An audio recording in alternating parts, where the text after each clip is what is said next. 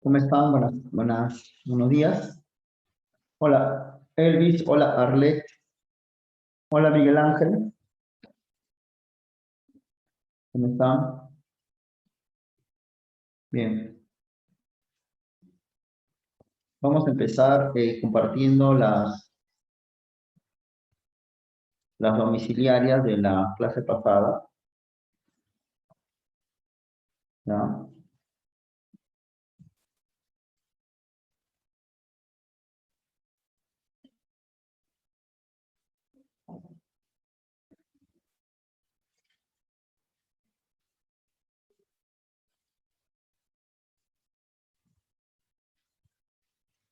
Hola, Kevin. Tómale foto a la primera, de la primera de la clase pasada.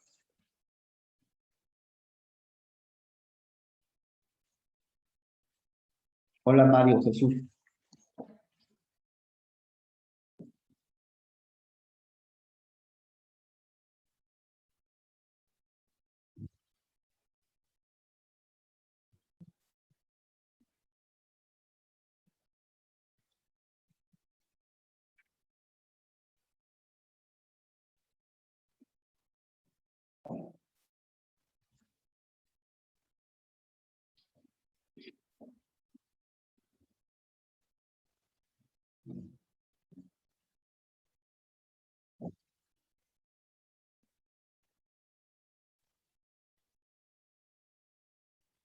Cambio, cambio.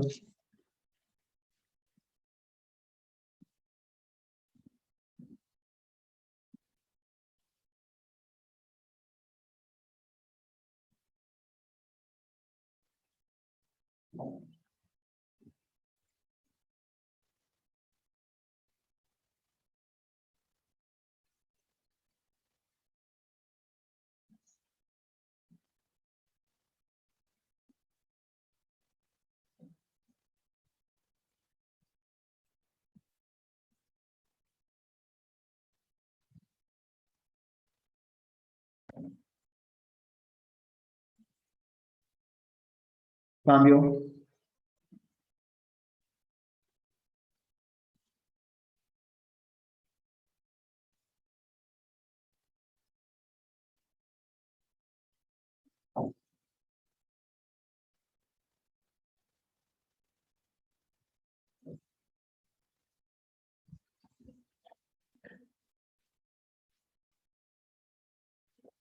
Ya vamos de nuevo, ¿ya? De la uno.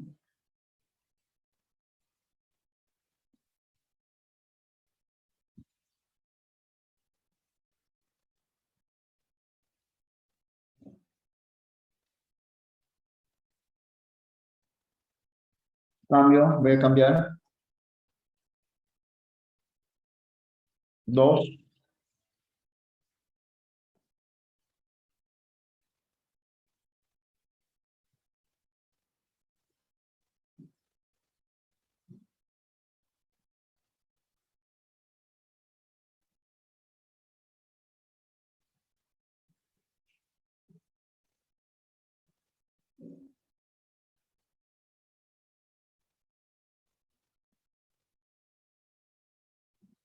Cambio, cambio, cambio, cambio.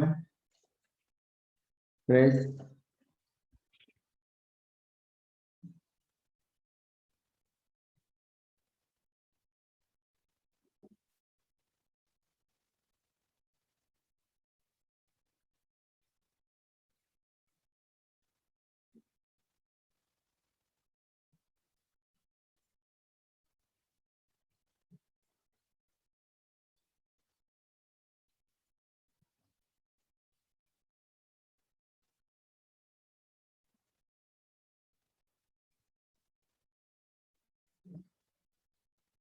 Cambio, cambio, cambio, cambio, cambio.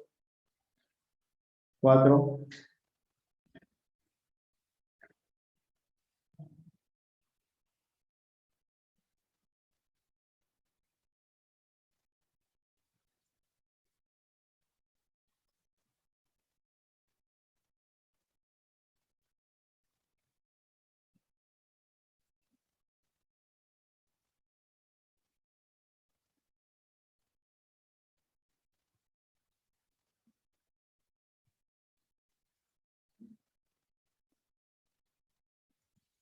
Cambio, cambio, cambio.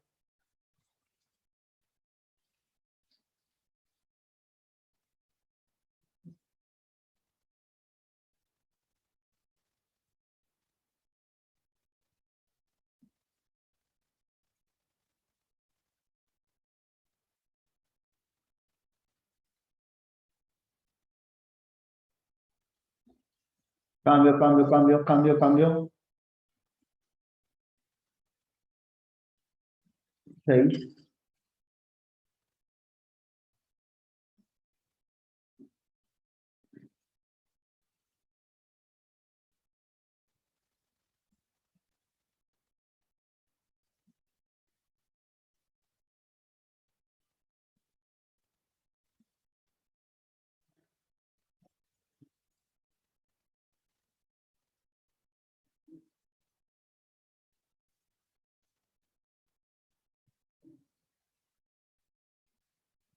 Cambio, listo.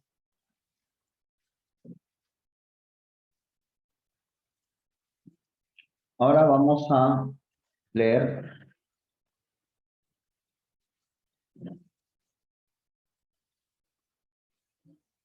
el texto.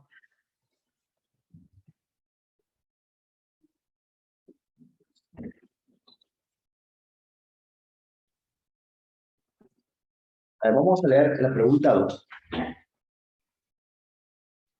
Dice,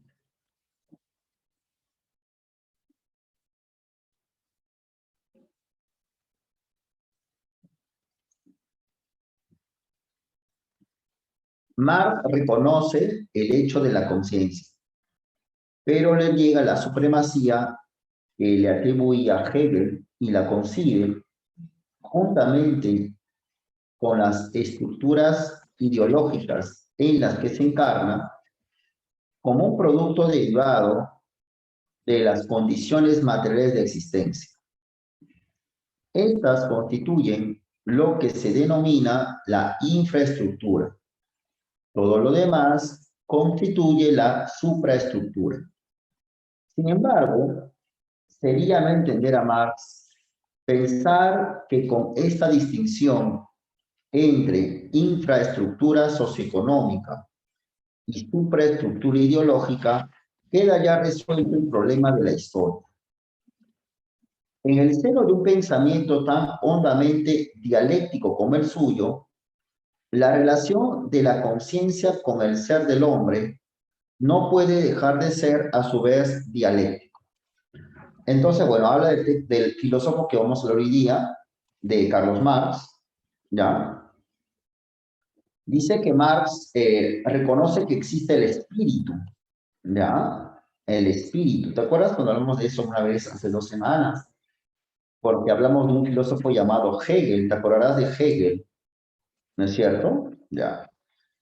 Ahora, entonces, Marx sostiene que existe el espíritu, pero Marx niega que el espíritu sea lo primario, como lo pensaba Hegel. ¿Te acuerdas que Hegel era idealista y decía que todo es espíritu?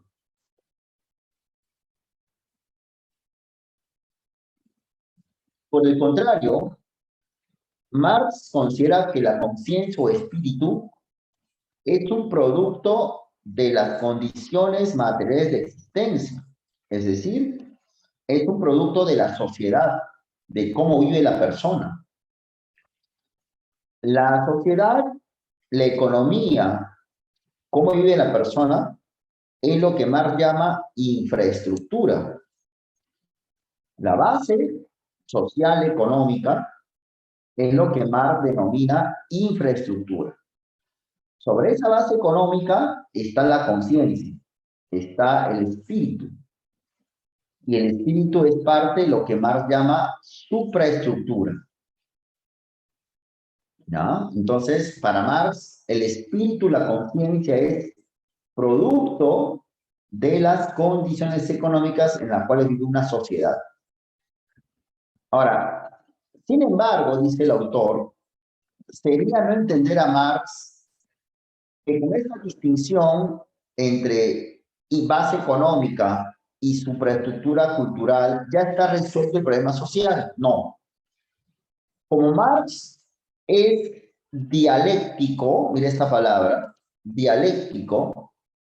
Él considera que esta relación entre base económica y superestructura es también dialéctico.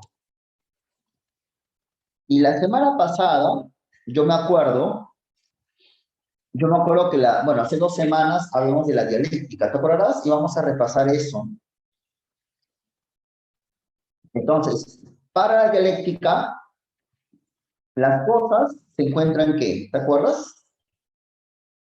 Se encuentran, ¿no te acuerdas? A ver, para la dialéctica de Hegel, que una vez hablamos un montón, las cosas se encuentran como separadas, divididas, o se encuentran, ¿cómo se encuentran las cosas según Hegel? Saber absoluto, ¿qué es eso? No sé qué es saber absoluto. Las cosas se encuentran como encadenadas, muy bien, Betsy, se encuentran entrelazadas, concatenadas, ¿no? Muy bien, Elvis, muy bien. Las cosas se encuentran unidas. Para la dialéctica, las cosas, la realidad, el mundo, está siempre ¿qué? ¿Ah? Para la dialéctica, el mundo, la realidad, está siempre ¿qué? ¿Mm? Para la dialéctica, el mundo, la realidad, está siempre ¿qué? Moviéndose, ¿no es cierto? ¿Te acuerdas? ¿No te acuerdas? No les pasó mucho. Me parece que no le hemos hablado, pero sí yo recuerdo que sí hablamos de eso. Yo decía entonces que la dialéctica es una forma de ver el mundo, es una concepción del mundo. Concepción que hizo famosa a un señor llamado Hegel. Hegel decía que la realidad está en permanente movimiento, que la realidad es un flujo, un proceso, en el cual el estudio de una cosa nos lleva a otra y a otra, donde las cosas se encuentran unidas, donde el estudio de un objeto me obliga a estudiar también su pasado y también su qué, su qué, ¿no te acuerdas? Su entorno, ¿no es cierto? Su relación con otros objetos, porque todo está interconectado. Ahora, pero Hegel era un señor idealista. Él decía que para que exista un conocimiento efectivo, un conocimiento verdadero de la realidad, debe de haber una identidad entre el sujeto y el objeto, entre el pensar y el ser. Y que el sujeto es racional, para que exista la realidad, el objeto también que tiene que ser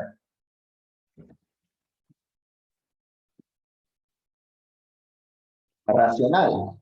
Entonces el mundo es racional. Y si el sujeto es espíritu, si el sujeto es espíritu, por el que conoce la mente, ¿no? Y la mente es espíritu, entonces el objeto, la realidad, el mundo, también es espíritu. Lo que hace que Hegel sea un filósofo idealista. Porque para él todo lo que vemos es espíritu. De tal manera que la materia, para Hegel, vendría a ser un producto del espíritu, una manifestación del espíritu, el resultado del espíritu. Esto es espíritu. Con esto no quiere decir con esto salva que acá hay almas dentro de esto, no. Esto es espíritu. El espíritu es lo real, la materia es su manifestación, su fenómeno. La materia sería, por tanto, lo abstracto, lo concreto. A ver, la materia sería lo abstracto, lo concreto. Si la materia es la manifestación del espíritu, es el producto del espíritu y lo secundario del espíritu y la materia, que esto sea plástico, duro, ¿no? Sería lo abstracto, es el resultado. Lo abstracto, okay. Es una deducción. Si lo real es el espíritu, entonces abstracto implica una consecuencia, un resultado. Entonces, el resultado del espíritu es la materia. Por tanto, la materia sería lo... A ver, Natalie. La materia sería lo abstracto, el resultado. Lo concreto sería ¿qué? A ver, ¿la materia o el espíritu?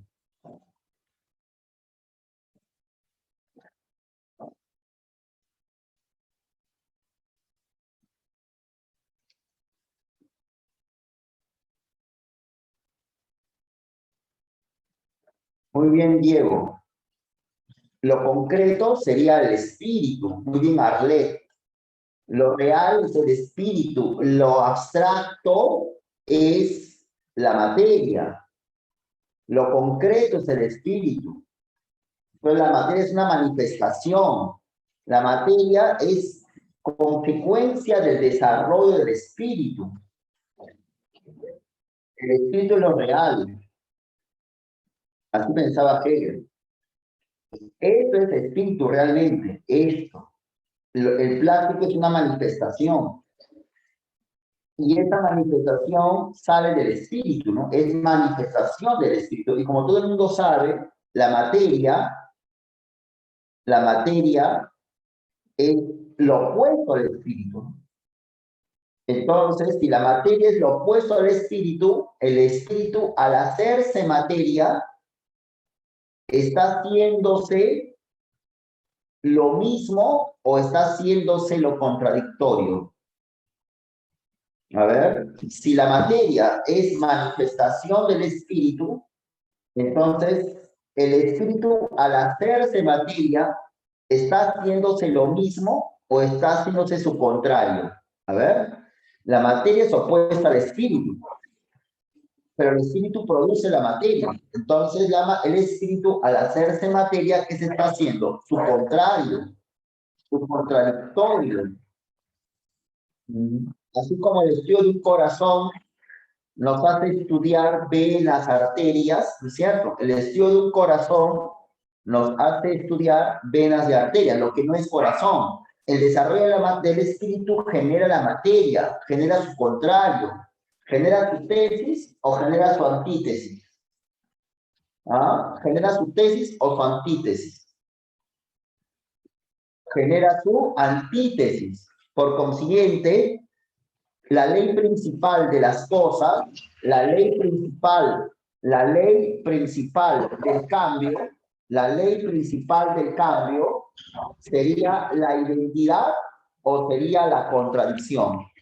¿Cuál sería la ley principal del cambio? ¿La identidad o la contradicción? Si las cosas se hacen su contrario, entonces la ley principal del cambio es la contradicción.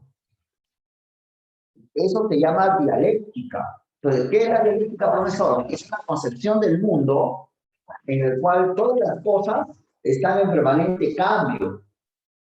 Que el desarrollo de una cosa genera lo contrario. Por tanto, la ley principal es la contradicción. Que las cosas están en permanente interconexión. Interconexión. Ahora, pero el que plantea la dialéctica, ¿quién fue? ¿Quién propuso la dialéctica en primer lugar? A ver, los que estudiaron en la clase pasada. ¿Quién propuso la dialéctica en primer lugar? Vamos, ¿quién propuso la dialéctica? Hegel, muy bien. Pero Hegel era un señor materialista o era un señor idealista. A ver, Hegel, ¿qué es? ¿Materialista o idealista?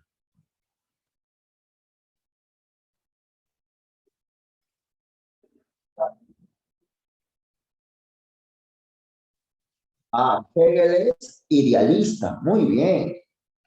Pero Marx no es idealista. Marx es lo contrario del idealismo. Marx, ¿qué sería, por tanto?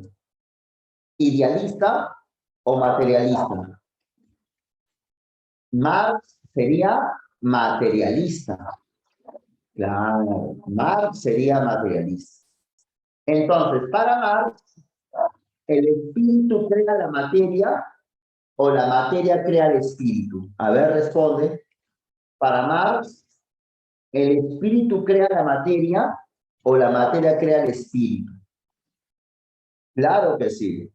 Claro, la materia crea el espíritu. Entonces, el espíritu es expresión de las ideas o de la base económica. A ver, lo que hemos estado leyendo. El espíritu es expresión de las ideas o de la base económica. A ver, Lilian, el espíritu es expresión de la base económica, de la base económica, de la estructura económica de una sociedad. Entonces, para Marx, la base económica es la infraestructura, la base. Y el espíritu, la cultura, la forma de pensar es la superestructura. Entonces, el espíritu, la forma de pensar, la superestructura, ¿qué sería? Lúcete ya. La forma de pensar, ¿qué sería? ¿El ser social o la conciencia? El espíritu, la forma de pensar, las condiciones culturales, ¿qué sería? ¿El ser social o la conciencia? ¿Qué sería? La conciencia. La conciencia, la conciencia. Y la base económica, ¿qué sería? ¿La conciencia o el ser social? Sigue. La base económica, ¿qué sería? ¿La conciencia o el ser social?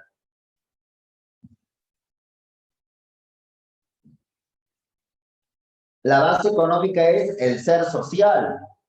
Entonces, según el marxismo, ¿quién manda a quién? ¿Quién manda a quién? ¿La conciencia manda al ser social o el ser social manda a la conciencia? A ver, para el marxismo, ¿quién manda a quién?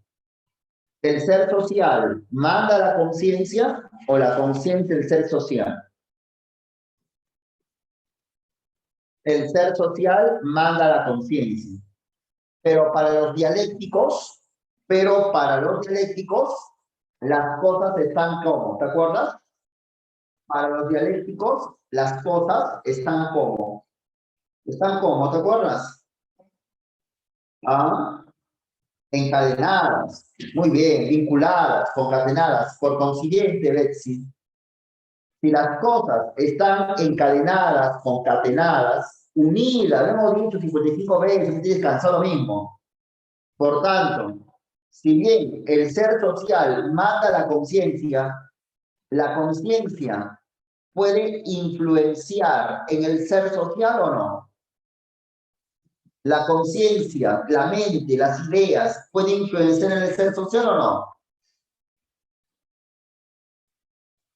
Sí, la conciencia influencia en la mente. Lo que está diciendo en buen cristiano el autor es que todo lo que tú llamas ideas, el amor, la forma de ver la familia, la ciencia, la moral, las costumbres, son resultados de una base económica. Nada más. Son resultados de la economía de una sociedad. Decimos, hemos escuchado, yo he escuchado eso desde que soy niño, creo. Decimos de que el hombre es egoísta, que los seres humanos somos egoístas, que cada uno piensa en su beneficio. Eso es algo que escuchamos a cada rato. Quizás, no sé si lo has escuchado tú, pero yo lo escucho cada rato hasta ahora. Que el hombre es egoísta, que cada persona piensa en sí mismo en primer lugar. Primero soy yo, segundo soy yo, tercero soy yo, mis cosas, mi familia, mis intereses. Y pensamos que esto es normal, pensamos que eso es lo que eso le pasa a todo el mundo.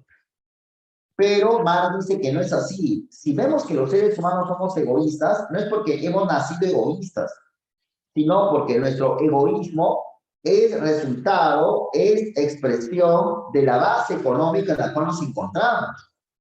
Vivimos en un sistema llamado capitalismo, sistema que se basa en la propiedad privada. Este capitalismo es un capitalismo que fomenta lo que se llama la libre empresa. Tú pasas por tu barrio y ves un montón de negocios. Tú caminas al mercado de tu distrito y tú ves bastantes ambulantes. Está bien. Mis padres son ambulantes, por ejemplo. Entonces, el negocio nos lleva a pensar de un otro modo en que primero está mis intereses o no. Yo vendo chompas. Y como yo vendo chompas, entonces se supone que yo tengo que ganar, ¿no?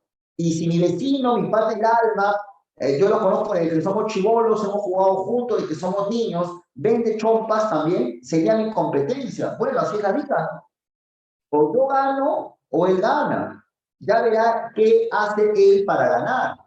Pero él hace sus cosas porque él tiene que mantener a su familia, como yo hago mis cosas para mantener a mi familia. Entonces, lo primero son mis intereses personales. Por consiguiente, yo no nací así. Yo no nací con esa forma de pensar, sino yo pienso así como expresión del sistema económico capitalista. Eso es todo.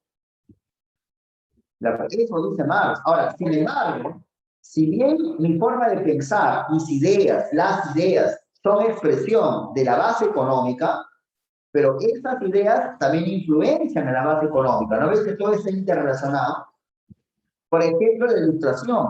Hace 2 semanas o 3 semanas hablamos, si no me acuerdo, de Rousseau, de Voltaire. Los ilustrados elaboran teorías no para saber, sino para cambiar la sociedad en la que se encontraban ellos y hacer la Revolución Francesa. La idea de los ilustrados sirvió para justificar la Revolución Francesa. ¿Se entiende? El marxismo mismo, ¿no? Es una ideología que busca cambiar el capitalismo. Hay mucha gente descontenta con que gane Pedro Castillo. Y como está descontenta, ¿qué hace? Sale a marchar. Busca, hace lo posible por cambiar esto y gane Keiko. Entonces, las ideas de los hombres también influencian en la sociedad. Sin embargo, las ideas son resultado de la sociedad. Eso dice la lectura. Entonces, vamos de nuevo, ¿eh? Ahí está. Marx dice que existe la conciencia. Pero para Marx, la conciencia no es lo primario, como sí lo pensaba Hegel. La conciencia es producto de la sociedad.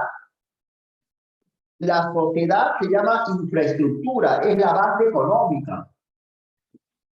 Y sobre esa base económica está la cultura, las ideas, el Estado, la política, que se llama superestructura. Pero ambas partes, estructura, infraestructura, superestructura, se relacionan entre sí. Por eso ahí está la cuestión dialéctica, pues. Dime la clave.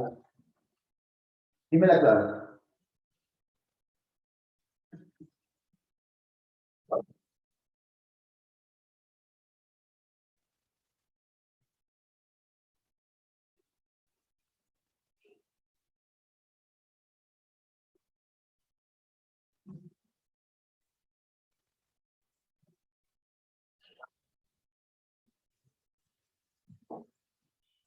Eh,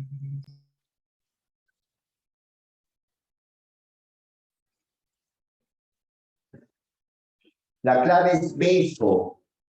Puede influenciar, ¿cierto o no?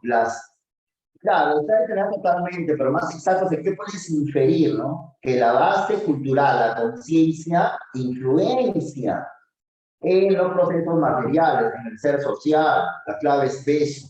Beso, beso, beso. ¿Ah? Beso. 5 y 6.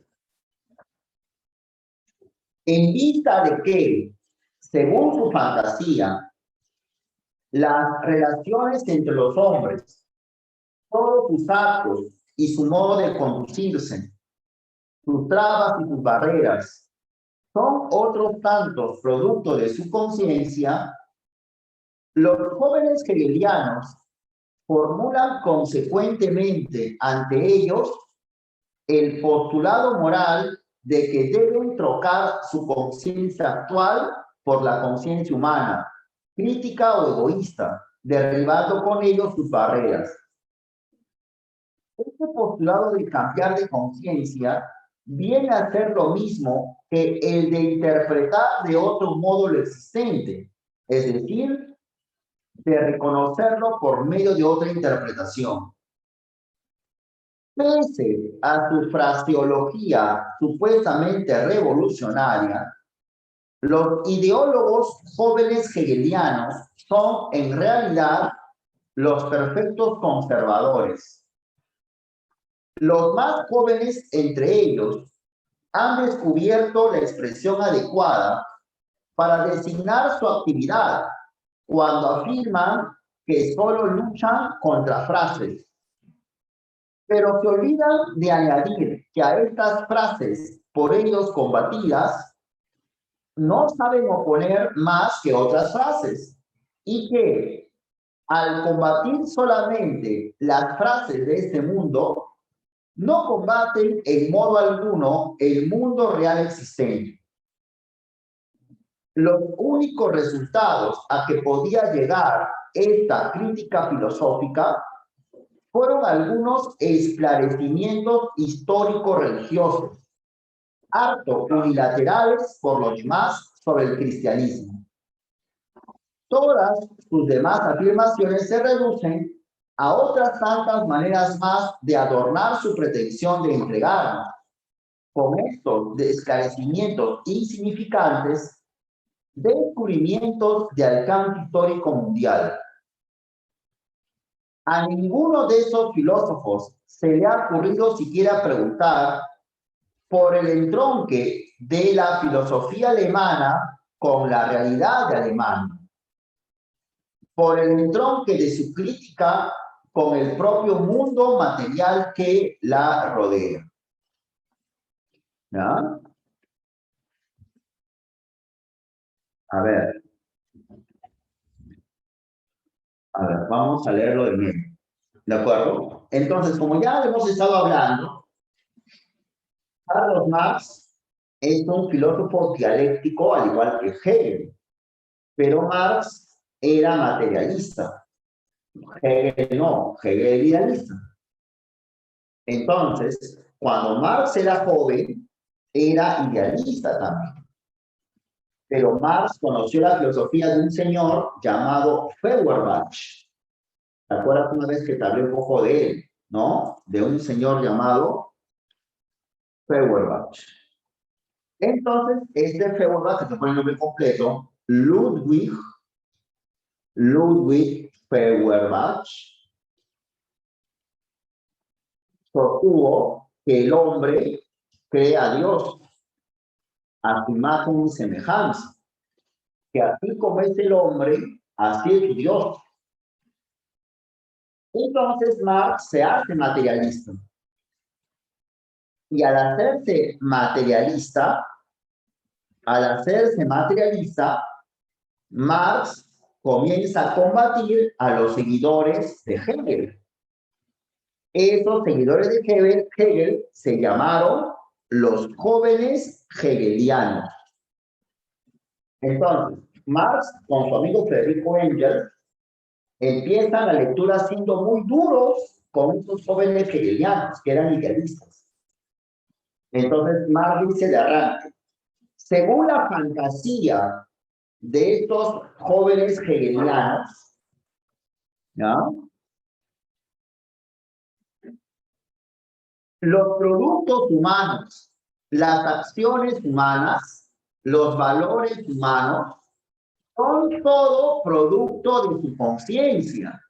Es decir, según los jóvenes hegelianos, como eso ya lo hemos hablado varias veces, lo que llamas cultura, lo que llamas sociedad, es manifestación del espíritu, o sea, de la conciencia. El Estado, la sociedad, la moral, los valores, es manifestación del espíritu. Esto suponen los jóvenes hegelianos.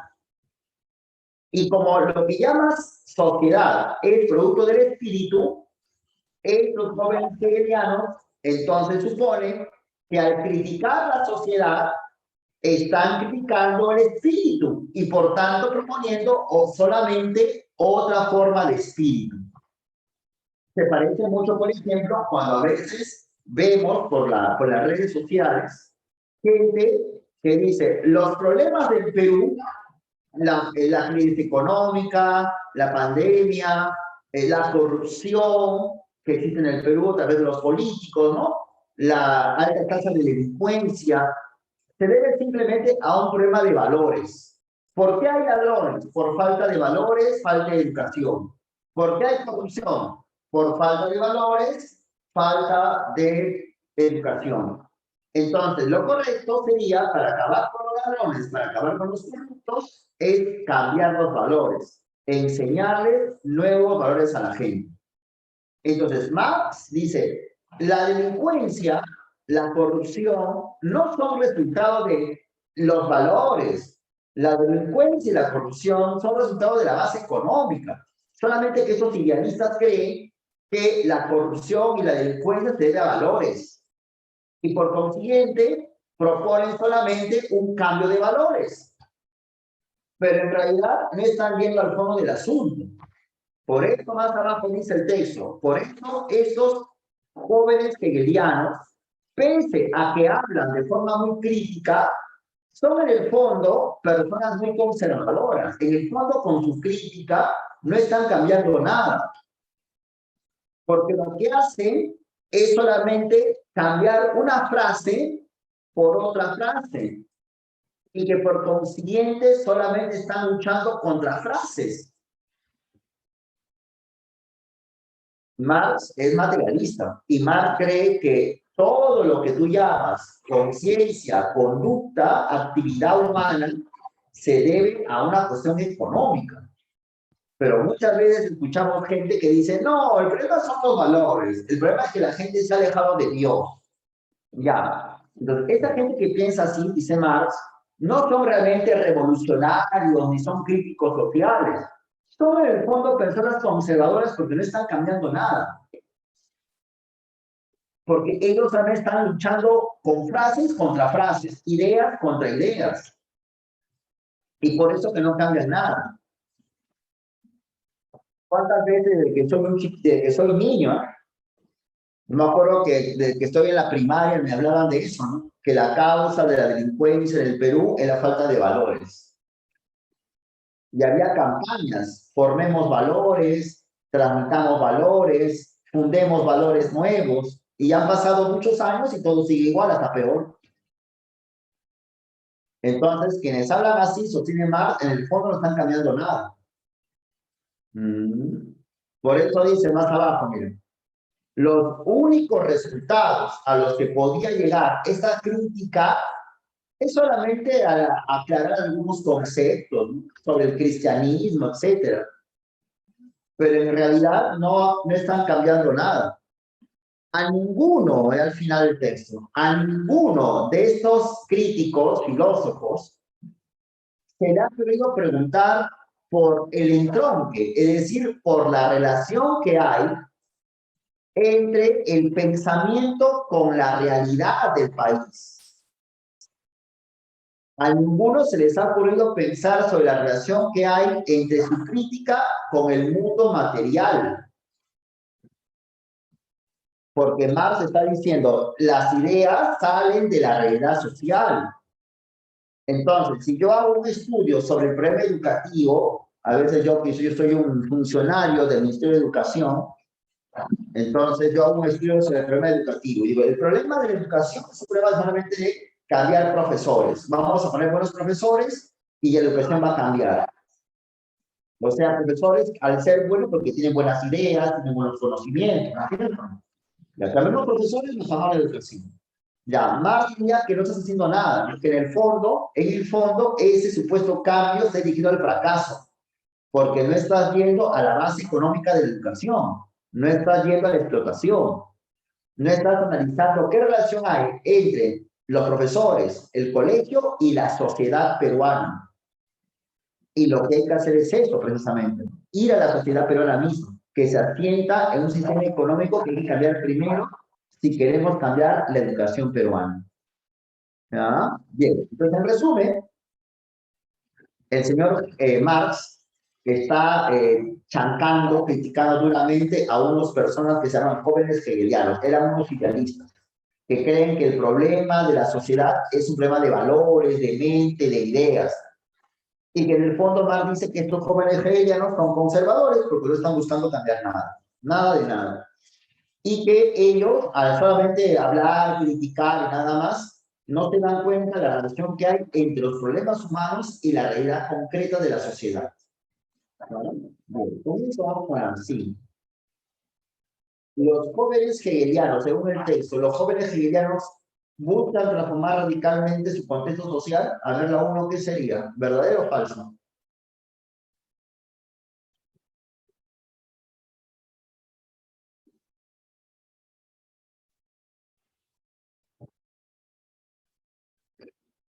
La uno, ¿qué sería?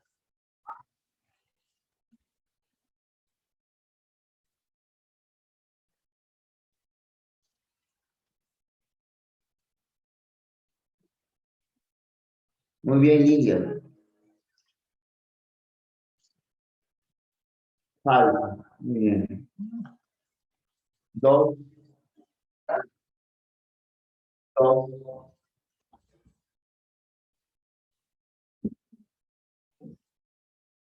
Deslinde es chotear, ¿no? Rechazar. ¿Cuál es la dos?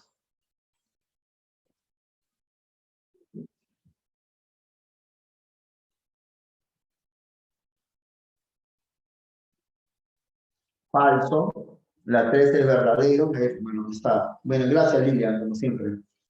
La clave sería casa. Casa. Dime la clave de las seis, Lilian, pues que tú estás. ¿Cuál es la clave de las seis?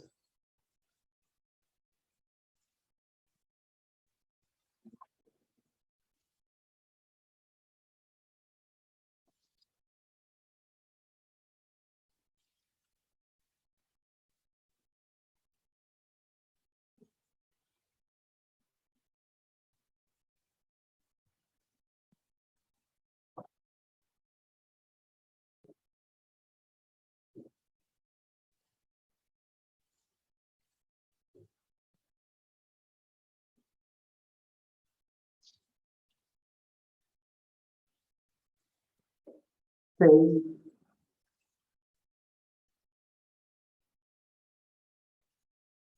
Muy bien, dedo, excelente. Dedo. Ahora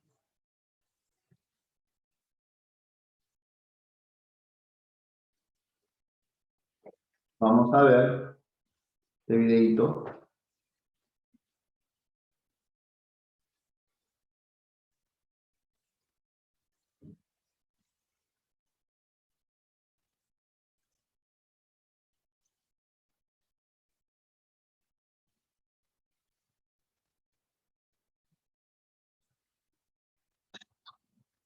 Este video acá.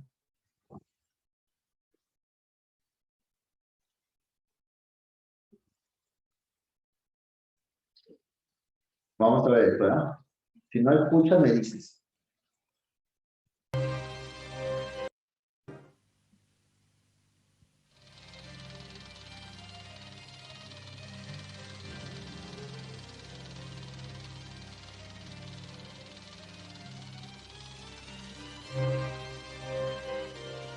En 1897, en el 60º aniversario del reinado de la reina Victoria, se celebró la unidad nacional e imperial, marcándose así la mitad de un periodo en el Parlo. Solo 4 años más tarde, la reina Victoria había muerto. Pero el espíritu de su época, el espíritu de una vigorosa confianza en sí mismos y de un arrogante orgullo nacional perduró, no solo en Inglaterra, sino en el mundo occidental.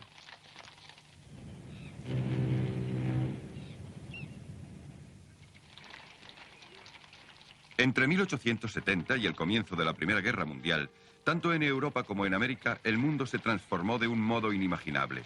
Más deprisa que nunca y tal vez más deprisa que en ninguna época a partir de entonces.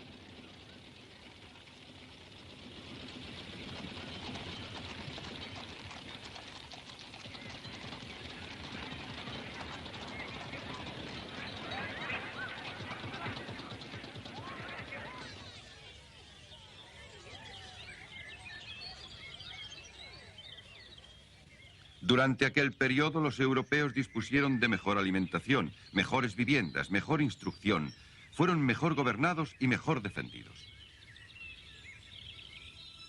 Sus formas de gobierno, configuradas como imperios, se propagaron por todo el globo. Y en 1900 las civilizaciones no europeas habían sucumbido a su dominación.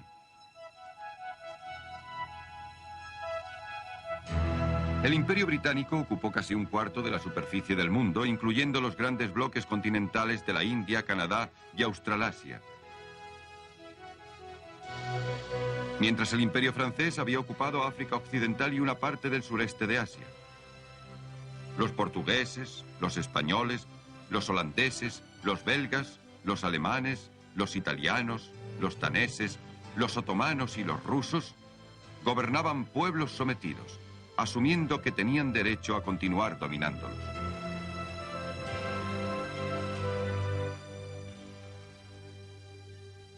Londres controlaba el mayor imperio del mundo y gobernaba sus posesiones imperiales con dignidad autocrática, manejando a las poblaciones nativas con un equilibrio primorosamente armonizado de fuerza, coacción y concesiones. Sin embargo, los conceptos de libertad política compartidos por los americanos y los franceses republicanos que habían regalado a América la Estatua de la Libertad también eran respetados en Inglaterra. El poder y la prosperidad de Occidente procedió en la segunda mitad del siglo XIX de la creación de comunidades políticas y sistemas económicos estables y seguros. El dinero estaba a salvo. Los parlamentos garantizaban su uso por los gobiernos. Había un patrón oro para garantizar su valor. La libra esterlina y el franco germinal ofrecían una tasa de cambio fija, válida en todo el mundo, en una época en que la mayoría de los americanos trataban en bolas de tabaco. En la base del progreso industrial después de 1850 se hallaba un sólido sistema bancario en rápida expansión, cuyo centro era Londres. Con el desarrollo de los cables oceánicos y de los telegráficos transcontinentales, el sistema bancario podía comunicar en un momento Londres con Yokohama o San Francisco, y los compradores potenciales de té, café o grano podían comparar los precios de todo el mundo. Se cultivaron nuevos territorios para suministrar a Europa alimentos. Los agricultores de Argentina, Australia, Rusia, Hungría y Norteamérica competían para bajar los precios y producir mayores cantidades. A partir de 1860, la cantidad de grano que llegaba a Europa desde ultramar aumentó rápidamente. Italia, por ejemplo, aumentó sus importaciones de grano 20 veces entre 1880 y 1887. La difusión del ferrocarril en América del Norte obligó a bajar los costes de los alimentos en todo el mundo. En 1874 costaba 23 centavos transportar un Basel, medida de árido Susa equivalente a 35 litros desde Chicago a Nueva York. En 1881 solo 14. Los precios de transporte marítimo bajaron la 10ª parte en la ruta transatlántica entre Nueva York y Liverpool. El precio de los alimentos bajó rápidamente. En Inglaterra, una barra de pan, que en 1870 absorbía una gran parte del salario semanal de la clase trabajadora, en 1904 solo absorbía una parte muy pequeña. Por primera vez los europeos no pasaban privaciones. Podían alimentarse adecuadamente y seguir teniendo dinero en los bolsillos. Esto dio origen al nacimiento de las industrias de servicios, tanto en Europa como en América. El exceso de dinero en metálico se gastaba en placeres y diversiones, en vacaciones y viviendas, ropas y transportes.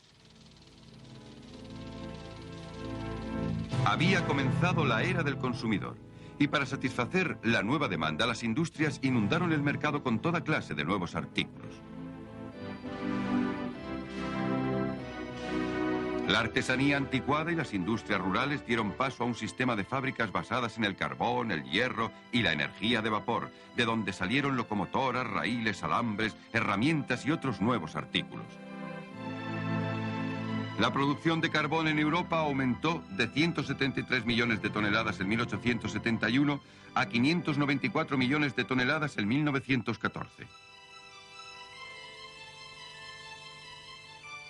En los Estados Unidos el aumento fue aún más rápido. El valor de los artículos producidos se incrementó 33 veces entre 1860 y 1914. Lo más importante fue la revolución en la tecnología. Espoleadas por la inventiva británica, las nuevas industrias adoptaron las técnicas más recientes, aplicando la ciencia y la máquina a unos procesos anteriormente manuales. Desde las grandes ciudades industriales de América a los recién descubiertos campos petrolíferos de Rusia, la tecnología cobró impulso y una importancia que cambiaron el modo de vida de la gente.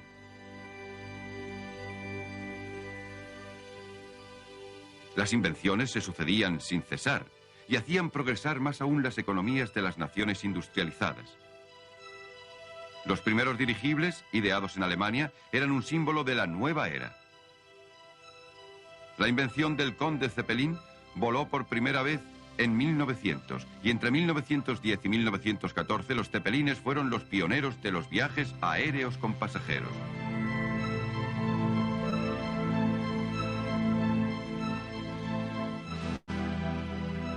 En América, en 1900, los hermanos Wright entraron azarosamente en la historia con la primera máquina voladora que era más pesada que el aire.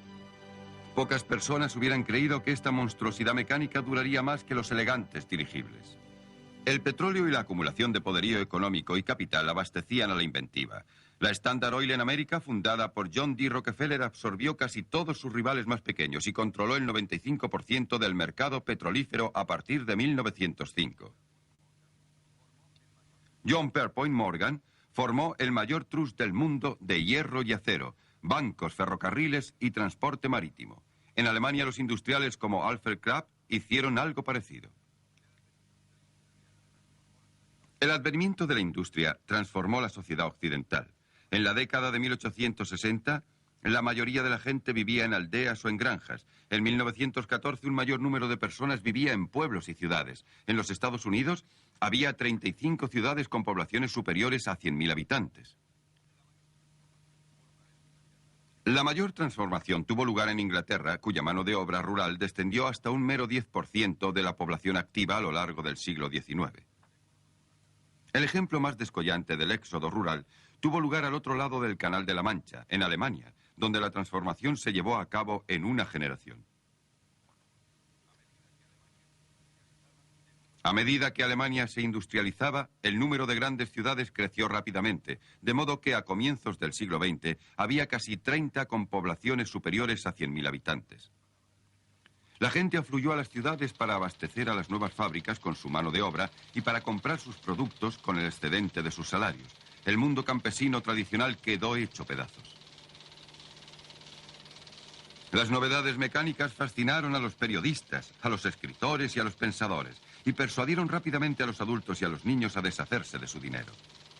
Las nuevas modas, como la de los árboles de Navidad introducida en el mundo anglosajón por el príncipe Alberto, fueron aprovechadas por los anunciantes, los comerciantes y los fabricantes dispuestos a sacar partido del crecimiento de una población urbana entregada a un consumo despreocupado. El rápido crecimiento de las ciudades fue acompañado por una revolución en la estructura social europea. Surgió una nueva clase media, empeñada en instalar y dirigir la industria moderna, ansiosa por elevarse en la escala social y resuelta a mejorar y modernizar las ciudades.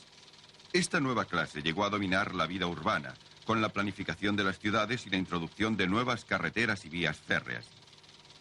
Este cambio afectó a la antigua aristocracia que se desplazó de la agricultura a la industria, la minería y los bancos.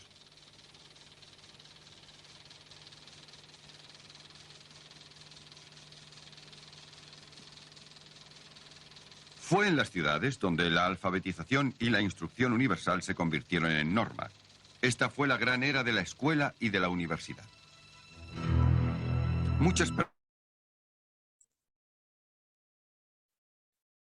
Has visto cómo durante la segunda mitad del siglo XIX, principios del XX, el capitalismo logró tanta fuerza que prácticamente despobló el campo y la gente se fue a la ciudad a trabajar y apareció una clase media que va a querer tener más poder que la burguesía.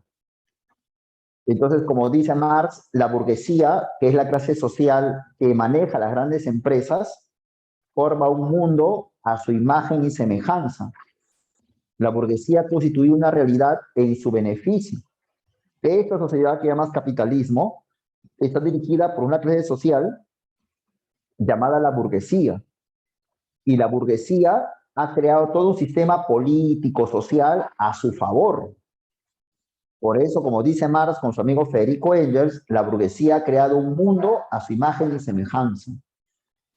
¿Ah? Entonces, por ejemplo, es como que ahora tú ves que hay, como dije hace un ratito, ¿no? Un montón de ambulantes, un montón de farmacias. Y de seguro el dueño de una farmacia de tu barrio, que está por ahí nomás, a 2 cuadras de tu casa, él quisiera que su farmacia sea como Incafarma, como Mi Farma, que son farmacias grandotas que son propiedad del grupo Interbank, que son unos burgueses peruanos, la familia Rodríguez Pastor. Es como que un bodeguero de tu barrio quiere tener una cadena de bodegas como Tambo, o mejor aún, como Plaza Vea, que son propiedad del grupo Interbank, o como Metro, que son propiedad del grupo Cencosud. Pero a la vez, tú pones un puesto del mercado de nuestro barrio y pones al costado Plaza Vea, como quizás has visto alguna vez, ¿no? Y vas a comparar, porque entonces tú eres un estudioso y compara las ventas que tenía ese mercado cuando no había Plaza Vea y las ventas que ahora tiene ese mercado cuando está Plaza Vea, a su costado. Y te vas a dar cuenta que sus ventas han disminuido un montón. La han hecho quebrar. Hace 20 años, y eso me acuerdo muy bien, hace 20 años, quizás más, una persona que iba a un médico y el médico le decía un montón, ¿no? Usted, señor, para que se cure, compre esas medicinas, una lista, ¿no? Digamos que la enfermedad era un poquito grave. Tú ibas al frente del hospital donde hay un montón de farmacias, e ibas a cualquier farmacia y encontrabas toda la lista, toda la lista. Y al frente, al costado de tu casa, quizás a unas cuadras de mi casa también, hay unas farmacias. Tú ibas a esa farmacia y encontrabas todo, bien surtidos. Pero ahora, si te has percatado, poco a poco, con el paso de los años, esas farmacias de barrios ya están teniendo cada vez menos medicinas, más tienen genéricos y cuestiones como paracetamol, vendas, gasas, cosas muy elementales. Señorita, ¿quiere esta medicina? No, no, señora, acá no vendemos eso. Acá no se vende eso. Acá tiene que ir a Incafarma a comprarlo. Y tengo que ir a Incafarma a comprar una medicina un poco más especial, ¿no? Entonces Mar dice, muchas veces se le acusa a los comunistas, porque Marx era comunista, a los comunistas de quitarnos la propiedad privada, de quitar a la gente su propiedad privada. Pero no es así, es el capitalismo quien hace que la gente pierda su propiedad, el que impide que la gente progrese. Por ejemplo, repito, cuando los negocios pequeños sucumben a los negocios más grandes. Cuando existe pobreza, ¿no? Por ejemplo, Marx dice, la pobreza que tú ves, si no has visto, tienes que verlo, ¿no? La pobreza que tú ves a tu alrededor implica que la gente tiene propiedad privada. ¿La gente qué propiedad tiene? No tiene nada. Es cuando a veces tú ves ahora que ganó Pedro Castillo, ¿no? Ganó el comunismo, ¿no? No, como era antes, no al comunismo porque no van a quitar nuestra propiedad. Viene Marx, ¿qué propiedad tienes tú? Eres dueño de tierras, eres dueño de bancos, eres dueño de fábricas. A las justas tienes, pues no sé, una casa alquilada, una casa propia que es de tu abuelita, de tu mamá, un terreno en la cual se pelean los hermanos. Claro, tienes una gran propiedad, un carro que está viejito. Entonces la gente, digamos, como nosotros tenemos grandes propiedades, ¿no? Entonces, ¿y por qué no tenemos grandes propiedades? Dice Marx, por el capitalismo, no es por el comunismo, es por el capitalismo. Entonces, es falso eso de que los comunistas te van a quitar tu propiedad. Eso dice Carlos Marx. Buena, ¿no? Interesante. Entonces, vamos a revisar a Marx, ¿ya? Y vamos a hacer una pequeña dinámica. Entonces, según el marxismo, vamos a ver acá, mira las diapositivas. Según el marxismo, es la base económica la que determina el proceso de pensamiento, ¿no? De la gente. Es la condición económica de la sociedad. ¿Ah? Y el objetivo del marxismo es establecer una nueva sociedad, la llamada sociedad comunista. Ya vamos a compartir esto. Ahí está. ¿Ya? Vamos solamente a ver si alguien apaga su micro, sería bueno. ¿Quién tiene el micro prendido? ¿Ah? Alguien tiene el micro prendido por ahí. No sé quién, pero bueno. Apaguemos los mitos en todo caso. ¿Ya? Acá está Marx. ¿Ya? Marx vivió en la época en la cual tú has visto los videos. ¿Ya? ¿Te acuerdas la semana pasada cuando te puse el video del siglo XIX, donde la gente vivía así nada, ¿no es cierto? Mientras que la gente rica vivía en bonitos lugares, ya, pues Marx vivía así, en esa época. Marx no era un hombre de dinero, era más o menos clase mediero, si cabe el término. Y Marx dejó toda su, digamos, sus ingresos personales para dedicarse a la vida académica y revolucionaria. Marx, acá está. Marx de joven era seguidor de Hegel, era hegeliano, ¿no? Y Marx buscaba de una u otra manera darse cuenta cómo la sociedad está determinada por lo que él llama la lucha de clases. Y acá es el objetivo del marxismo, ¿no? Ahora, el marxismo no fue fundado solo por Marx, el marxismo fue fundado por su amigo y colaborador Federico Engels. Los dos son los fundadores del marxismo. Entonces, Engels dice esto sobre Marx, sobre su pata. Él dice, así como Darwin descubrió la ley fundamental de la naturaleza, la teoría de la evolución, Marx descubrió la ley fundamental de la sociedad, la lucha de clases. Marx era un hombre de ciencia, Marx era un estudioso, era economista, sociólogo, filósofo, historiador, pero principalmente Marx era un hombre revolucionario, porque Marx no se dedicó únicamente a estudiar filosofía o a hacer teorías, sino que Marx lo que hizo fue organizar obreros, como ves ahí en las diapositivas. Marx organiza obreros. Marx era una persona que entendía que el valor de las ideas radica en su sentido práctico. Por eso es, mire esa frase que está ahí entre comillas. Los filósofos no han hecho más que interpretar el mundo de diversas maneras, pero de lo que se trata es de transformarlo. La cuestión es cambiar la sociedad, no es solamente describirlo o mantenerlo. El marxismo tiene tres fuentes y tres partes. La primera fuente del marxismo es la filosofía, influenciado por Hegel y por el señor Feuerbach, que te he dicho hace un ratito.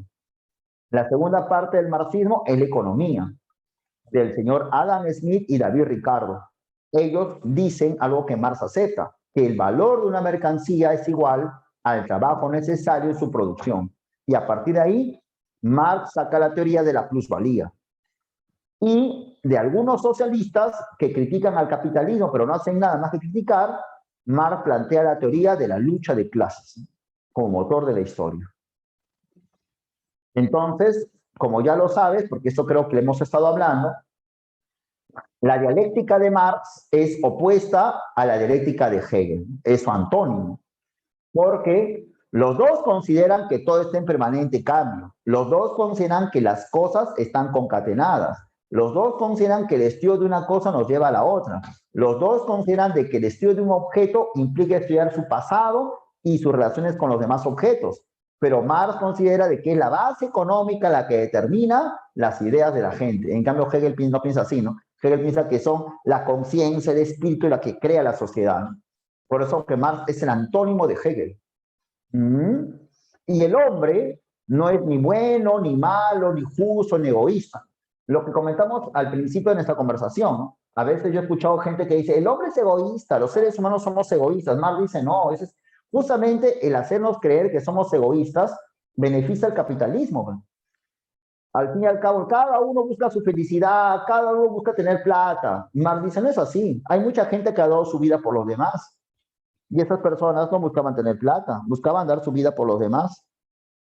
El hecho que yo, diría Marx, yo quiera tener plata, casas, un carro bien bonito, lujos, no significa que todos quieran eso. Ahora, y si yo quiero casa propia, carro propio y una vida de lujos, es porque la sociedad me formó así. La sociedad forma de esa manera. El hombre no es ni bueno, ni malo, ni santo, ni diablo. El hombre es resultado de sus relaciones sociales, principalmente de producción. Principalmente de producción. Es la base económica lo que determina la forma de pensar. Tú sabes que es un buen negocio, ¿no? Un buen negocio, ¿qué es, profesor? Por ejemplo, alguien te dice, oye, yo te doy 10 soles Perdón, dame 10 soles. 10 soles, sí, dame 10 soles y yo te doy, en una semana te doy 1000 soles. Sí, 1000 soles. Anda, mentiroso. Cree en mí. A ver, te doy 10 soles, pero no te vas a ocultar mi plata. Ya no, dame 10 soles, toma 10 soles. Y pasa una semana y te da 1000 soles. Toma 1000 soles, mira, un negociazo. Franco, sí, todo legal. No, no he hecho nada en un ilícito, no he robado, no, pero toma 1000 soles. El negocio es bueno. ¿Es un buen negocio o no? Evidentemente, ¿no? Es un buen negocio. Mira lo que está ahí. Mira, vaya leyendo mientras vas escuchando. Es un buen negocio. O sea, pregúntale a cualquier comerciante, ¿no? Claro, un buen negocio es, yo invierto poco y gano lo más que se pueda, ¿no? Es un buen negocio. Esa es una relación económica, ¿no es cierto o no? Relación económica. Ese es el buen negocio. ¿No es cierto, Diego Sebastián? Yo invierto poco y quiero ganar lo más que pueda. Claro, el hombre es como una tabla rasa. Sí, si quieres, así en términos de loco. Sí, hijo, sí, sí, Diego. Ahora, entonces, la lógica del buen negocio es invierto poco y gano poco, ¿no? Ya, eso aplícalo en nuestra vida diaria. Como quisiera esforzarme lo menos que pueda y lograr todo lo que quiero. ¿Cómo me gustaría ahorita tener una vida de lujos? Como veo muchos memes que salen por Facebook, ¿cómo quisiera tener todo lo que quiero pero sin trabajar, sin hacer nada? Estar echado en mi cama, sin hacer nada. ¿Cómo quisiera ganar dinero apretando botones, nada más, de computadora? Como a veces veo negocio, ¿no? Gana 2000 soles semanales publicitando esto en Facebook. Ah, qué interesante, ¿no? En vez de estar esforzándome por ingresar a la universidad, ya, ¿no? Voy a buscar una chambita de 2000 soles semanales publicando en Facebook. Qué bacán. Esa es la lógica del buen negocio. Pues. Profesor, ¿qué temas vienen en la para ingresar a la Universidad de San Marcos? ¿Cuáles son los temas que más vienen en filosofía? Yo te digo, vienen dos temas, este tema y este tema. Ah, ya, y estudio dos temas nomás, porque son los que vienen. El resto no viene. Ya, ese es el buen negocio. O sea, esa actitud que tengo yo de esforzarme poco y lograr lo que quiera en la vida es manifestación no de mi cabeza, sino de la sociedad, que es así. Por eso que como ves ahí, esto lo hemos hablado, ya lo hemos visto eso. La base económica, estructura económica, es lo que determina el aspecto jurídico, político, educativo, moral, cultural, todo. Interesante, ¿no? Tú pones a pensar, tú pones a analizar cuando a veces por las noticias, por los periódicos, ¿no? Por etcétera, por los medios sale, ¿no? Tal jugador de 18 años fue transferido a este club belga por $200,000. Este jugador de 22 años va a ganar $20,000 mensuales, $80,000 mensuales. ¿Y qué edad tiene 22 años? ¿Tú cuántos años tienes? 17 años. Ah, o sea, este pata solamente 5 años mayor que yo, su golazo, y mira cuánto gana. Entonces, eso genera que uno también diga, pucha, ¿no? Hay trabajos, entre comillas, más sencillos como jugar fútbol, y encima se divierte, encima es joven y gana un montón de plata. Un montón de plata, es rico a los 22 años, tiene su casa, tiene un carro del año, buena ropa, sale con una chica muy bonita, ¿no? Entonces yo como quisiera ser como él, un pata que solamente juega fútbol, es famoso, tiene un montón de dinero y ya. Y ahí aparece la ambición, ¿no? El expreso por el estudio, ya no quiero estudiar, me parece aburrido, etcétera. Eso dice Marx. Es decir, la base económica es lo que determina la mente de las personas. Pero también, porque lo hemos leído, también es la mente de la gente, las ideas, la que determina la base económica. Y eso se debe, dice Marx, a la plusvalía. ¿Y qué es la plusvalía? El trabajo no remunerado. El trabajo no remunerado, que es la ley básica de la economía política marxista. Pues.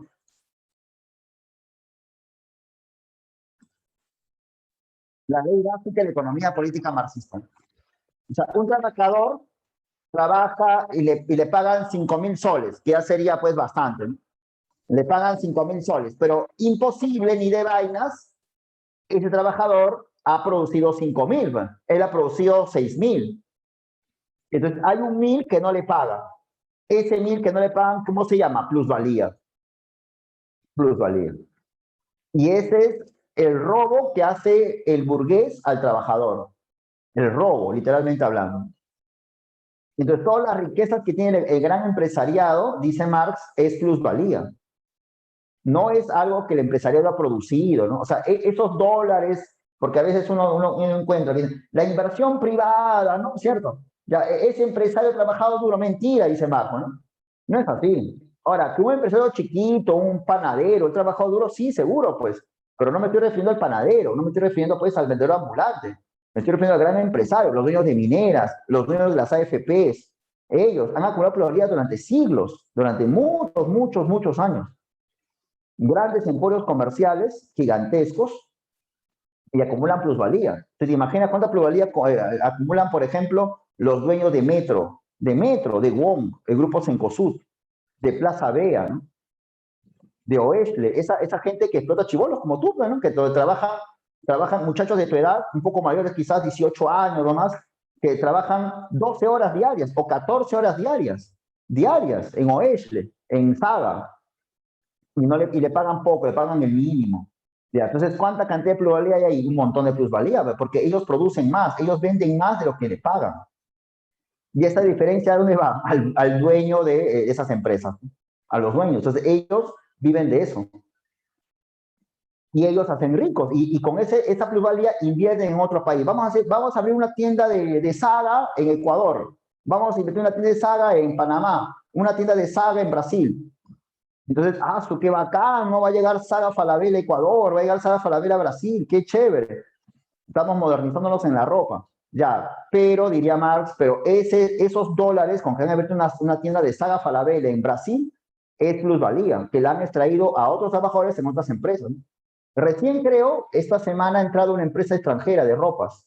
Esta semana, no me acuerdo qué, pero ha entrado, ¿no? Entonces Marx diría, esa es plusvalía, que la han extraído trabajadores de otras partes.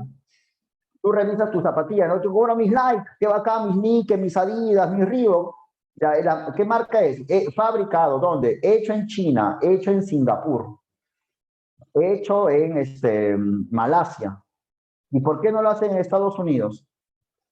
Nunca, sería raro, ¿no? Zapatillas Nike, levantas la lengüeta, ¿no? La lengua de las zapatillas, hecho en Singapur. Ahí lo dicen. Hecho en Malasia, hecho en China. Nunca dice hecho en Estados Unidos. No sé si habrá, pero al menos nunca he visto eso. Entonces Marx dice, ¿por qué no lo hacen en Estados Unidos? ¿Que no hay seres humanos en Estados Unidos? Sí lo hay. Lo que pasa es que en Singapur, en China, la mano de obra es más barata. Y como la mano de obra es más barata, entonces hay más plusvalía. Y como hay más plusvalía, entonces se hacen más ricos. Así de simple. Ahí es la razón. ¿Ya? Muy bien, dice Marx. De ahí que los burgueses son parásitos, pues. Y son bien sabidos. Porque los burgueses han apoderado, dice Marx, de algo llamado Estado.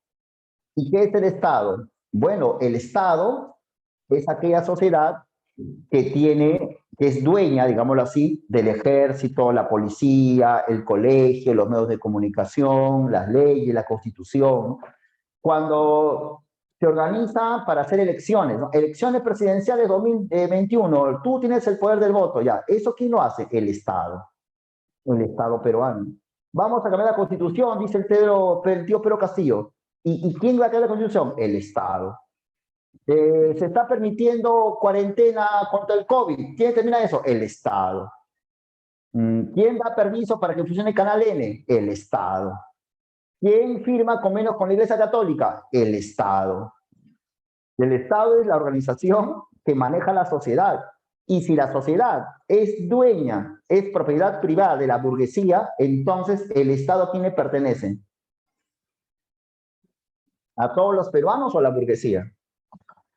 Claro, si la sociedad es manejada por la burguesía y las grandes empresas, y si quien maneja el Estado a la sociedad es el Estado ¿a quién le pertenece? ¿A los trabajadores, a los campesinos? No, el Estado le pertenece ¿a quién? A los grandes empresarios, a la burguesía. Eso supone Marx. El Estado no es una institución que pertenece a todos los habitantes de una sociedad, no. El Estado representa los intereses de los explotadores.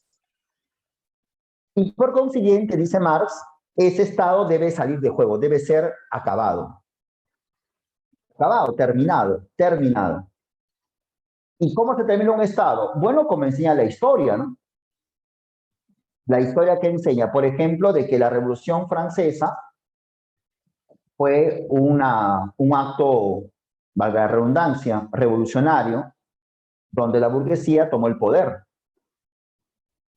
Tomó el poder. Aunque después, cuando cae Napoleón, aparece una suerte de restauración. ¿Restauración de qué? De los gobiernos monárquicos feudales. Pero luego la burguesía se alzó en armas otra vez y hizo revoluciones en 1830 en Europa. Y así consolidó su poder. Por consiguiente, dice Marx, ¿cómo se toma realmente el poder? ¿Con elecciones o con revoluciones? A ver, según Marx, a todo lo dicho, ¿cómo se toma el poder? Con elecciones, o sea, elecciones presidenciales, algo así, con revoluciones. Muy bien, Anaís. Y las revoluciones son actividades pacíficas o actividades violentas.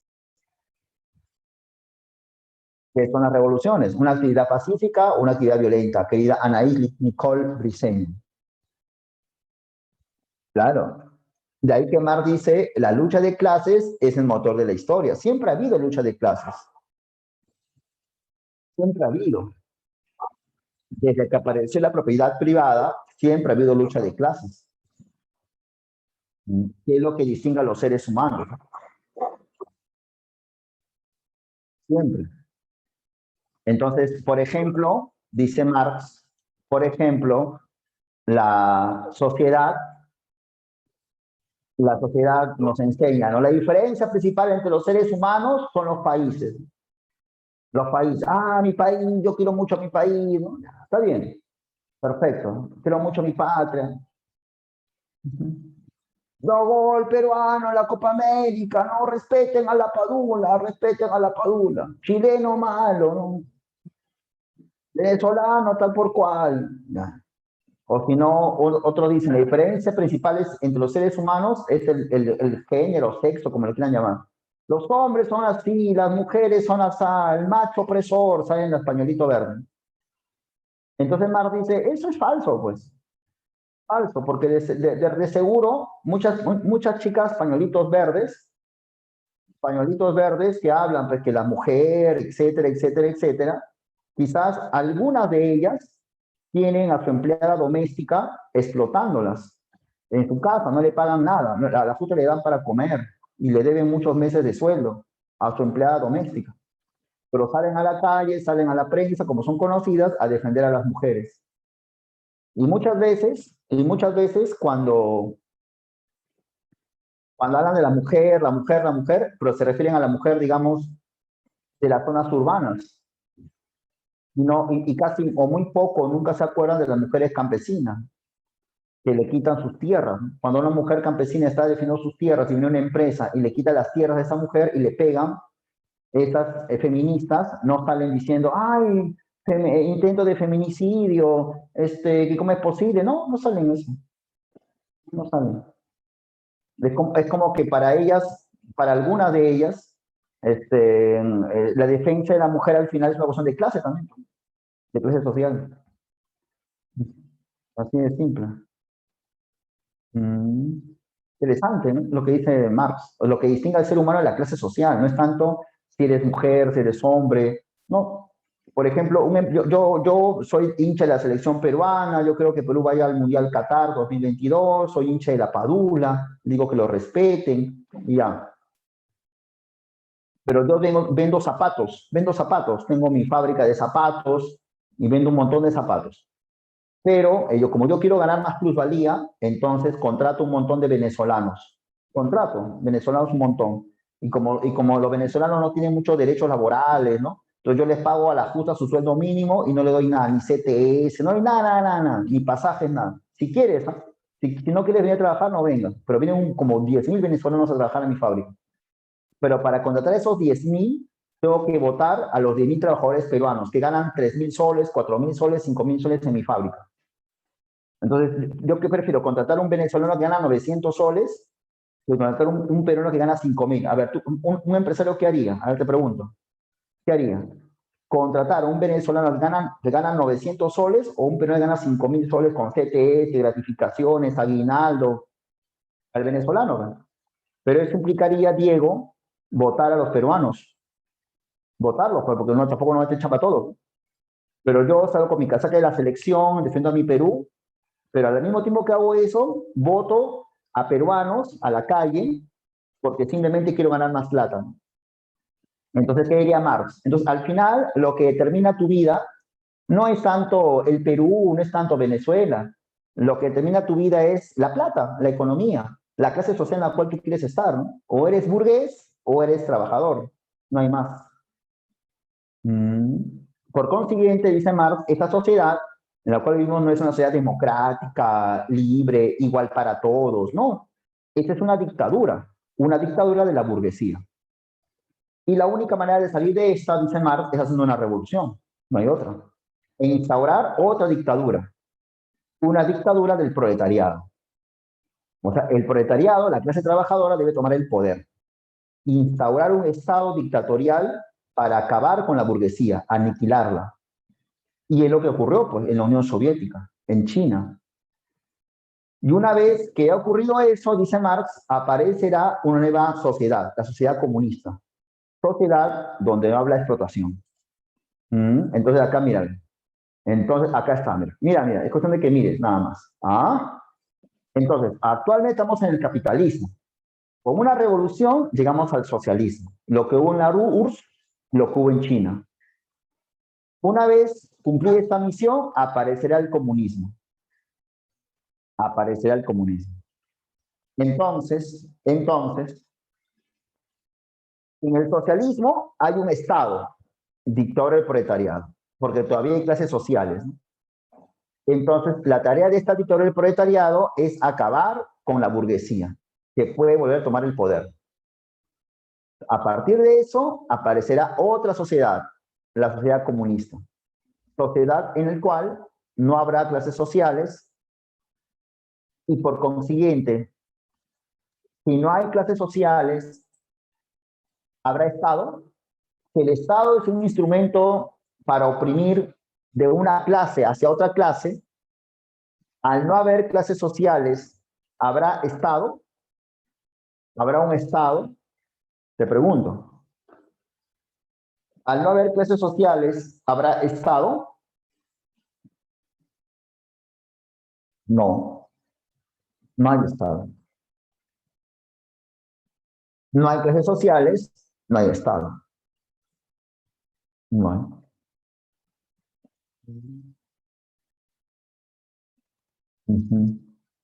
¿Y eso existe actualmente en algún país? Eso es lo que tú acabas de decir. Una sociedad sin clases sociales y sin Estado. ¿Existe en algún país del mundo, del planeta Tierra?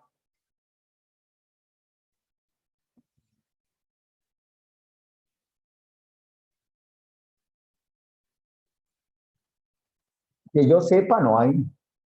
No hay. ¿Eso ha existido alguna vez? ¿Una sociedad sin clases sociales y sin Estado? Lograda de forma revolucionaria. ¿Eso existió alguna vez en un país? O sea, en los últimos 200 años. ¿Ya?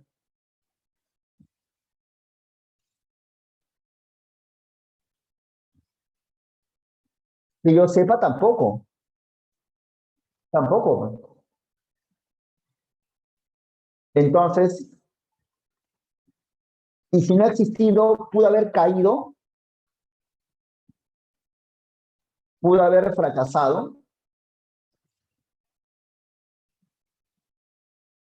La sociedad comunista pudo haber caído o fracasado si nunca ha existido luz.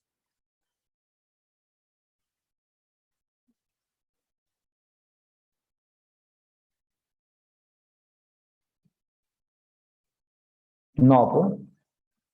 Tú sácalo por pura lógica, ¿no? Claro, si estás acostumbrado a escuchar la misma canción, difícil que te saques eso de tu lenguaje, ¿no? Pero si tú eres disciplinado en el razonamiento, como de seguro lo puedes ser o lo eres, llegas a esa conclusión. Pues no puede fracasar, no puede caer lo que nunca ha existido. Porque yo he escuchado por ejemplo, lo que dice Fiorella, ¿no? Fiorella dice, comunismo nunca más. Claro, pero si nunca existió comunismo, ¿cómo va a haber comunismo nunca más? Si nunca ha existido. Claro.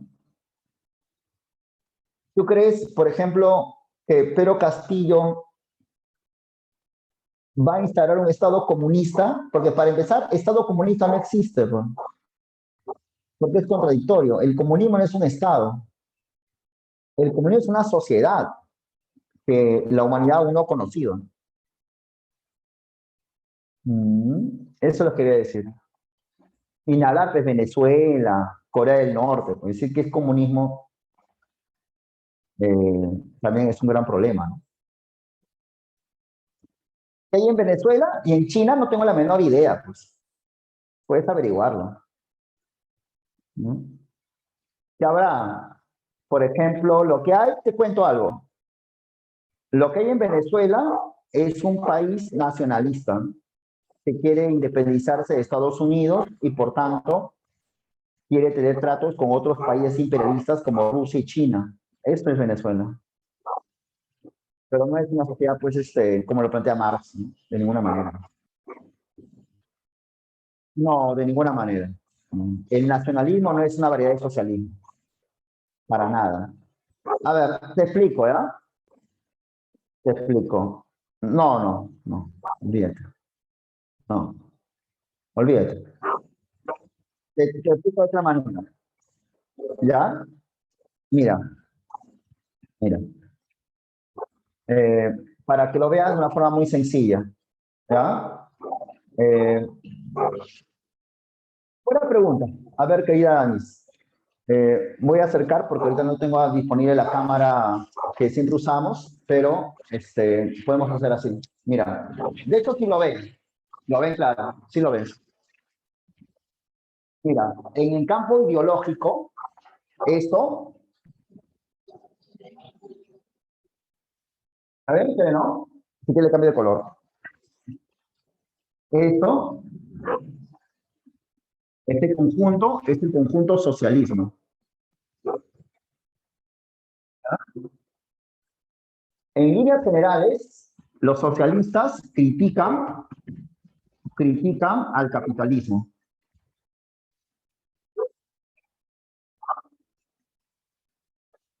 Dentro del socialismo, como un subconjunto, está el marxismo.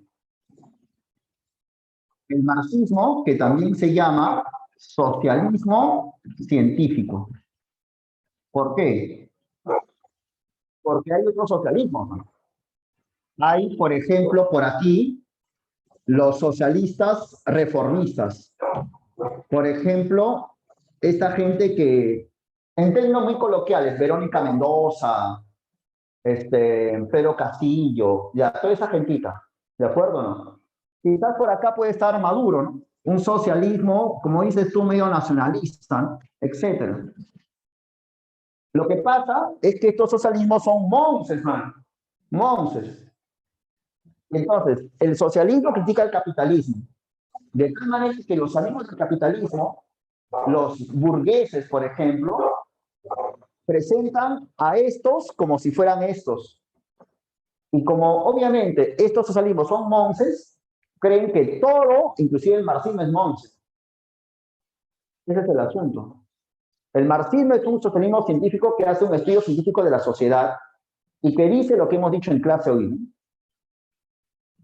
Quizás por acá está Venezuela, por acá está el gobierno, no sé de quién, ¿quién está por ahí? De Bolivia, ¿no? De Evo Morales. Ajá. Que tienen cosas positivas, no es lo que sea todo malo, pero no es para nada un socialismo marxista. Por acá quizás está Corea del Norte, o China, qué sé yo. Pero el marxismo es pequeño conjunto. No es que sea una evolución, no es que todos piensen igual, ¿no? Sino no es que esto sea más o esto es menos. Algunos creen que esto es socialismo moderno, ¿no? Yo he visto en la prensa que dicen que esto es anacrónico y estos son modernos. Claro, son modernos porque como son fracasados y son monces y nunca hacen nada contra el capitalismo, entonces a los burgueses les encanta este tipo de socialismo, porque son monces. Pero cuando el burgués escucha hablar al marxismo, se trauman, porque saben que estos sí son bravos, ¿no? Ese es el asunto. ¿Se entendió? ¿Más o menos o no? Sí, sí, sí, sí. No es el asunto. Nada más. Por ejemplo, lo de Pedro Castillo, ¿no? O sea, ¿por qué crees tú que al final han atracado para que gane Pedro Castillo? Porque al fin y al cabo Pedro Castillo no es un marxista, pues. No es nada, es un pata oportunista que ha logrado el poder junto con su amigo Cerrón y al final no van a hacer nada, nada, nada. Van a hacer algunos cambios, pero al final nunca va a ir en contra de la burguesía. Y por eso que a los burgueses les encanta. Y además es bueno, ¿no? Porque hace que la gente quiera, ay, sí, voy a votar por Pedro Castillo, porque quiero cambiar el Perú, por favor. No va a pasar nada, así que no te preocupes. No vamos a llegar al comunismo con Pedro Castillo, te lo aseguro. Te debo, si pierdo, si me equivoco, te debo un chaufa, con una gorrita helada, si me equivoco. Y si gano, me debes un chaufa. ¿Ya? Así que despreocúpate. Así es el asunto. ¿Ya? Muy bien, hemos hablado mucho. ¿Alguna pregunta que quieras hacerme?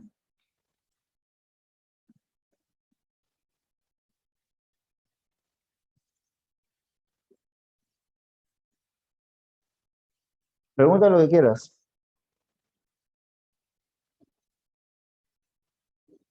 Nada, nada, nada, nada, no me quieres preguntar nada.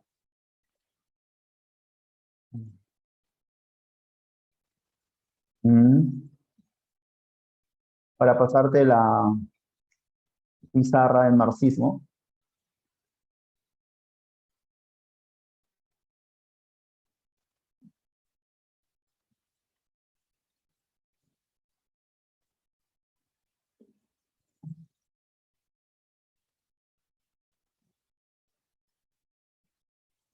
Tómale foto. Ahí está justamente la pizarra. David Ricardo es un precursor de Marx, en la cual Marx estudió muchísimo y justamente de Ricardo sacó la teoría de la plusvalía, ¿no? Ricardo decía que el valor del trabajo, del valor de una mercancía es igual al trabajo de su producción. Digamos que este celular, mi celular valga 300 soles. ¿Y por qué vale 300 soles, señor Ricardo? Ah, ya, es porque ahí hay trabajo humano, trabajo humano. Por eso vale 300 soles, dice Ricardo. Y Ludwig Feuerbach es el materialista, ¿no? ¿Te acuerdas? El que decía que el hombre crea a Dios a su imagen y semejanza. Y el lema de Marx es proletario de todos los países unidos. Uh -huh.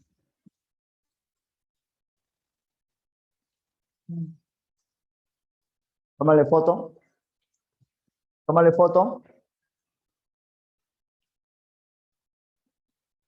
Ahí está justamente la dictadura del proletariado, ¿no? Para acabar con la burguesía en la URSS. Claro, ahí sí hubo socialismo. En China.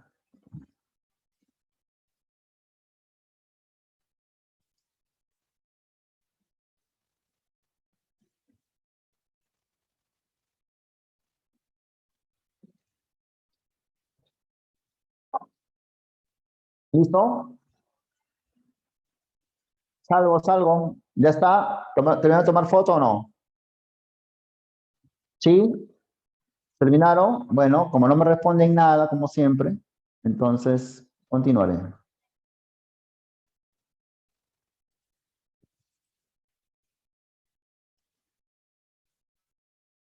Anaís, Nicole. Buena, Anaís.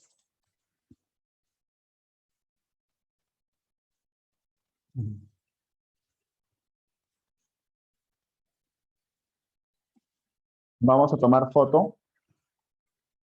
Pensé que iban a hacer más preguntas, pero bueno, si no me quieres preguntar nada, no te preocupes.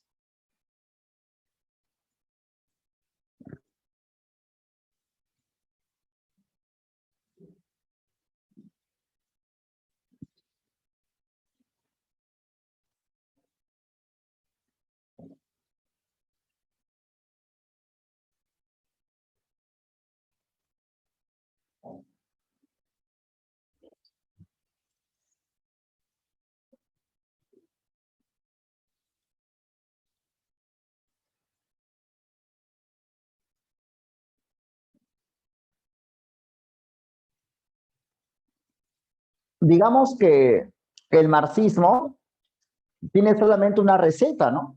O sea, el marxismo se resume al hecho de que, ¿por qué el fruto del trabajo no le pertenece al trabajador? Algo tan simple como eso, ¿no? La idea es que el fruto del trabajo, la producción, le pertenezca a los trabajadores. Nada más. Mm,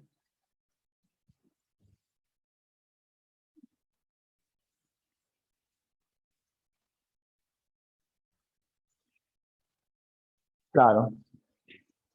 El fruto del trabajo le pertenece a los trabajadores. Nada más. Claro que lograr eso no es fácil, ¿no? Pero el asunto es eso. ¿Por qué el fruto del trabajo le va a pertenecer a alguien que no participa en la producción? ¿Por qué? No es justo, dice Marx. Mm,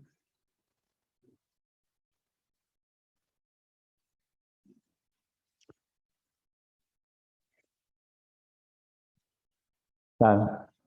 Por ejemplo, Anaís, diría Marx, Anaís dice, pero quien arriesga más es el empresario. Seguro, pero habrá que ver a qué empresario te refieres, ¿no? Por ejemplo, hay muchos empresarios de Gamarra, querida Anaís. Gamarra es una parte de Lima donde venden un montón de ropa, que ellos han logrado sus empresas trabajando duro. Sí, es verdad eso, trabajando duro. Esos empresarios se han sacado el ancho. Muchos, no sé si todos, pues no conozco a todos, pero sí conozco a algunos empresarios de Gamarra que sí han logrado tener su empresa porque han trabajado duro. Pero ¿sabe cuál es el problema de esos empresarios, Anaís? El problema es que esos empresarios quieren vender su ropita, ¿no? Pero no pueden vender mucha ropa porque quien le gana es la ropa que la gente importa desde China.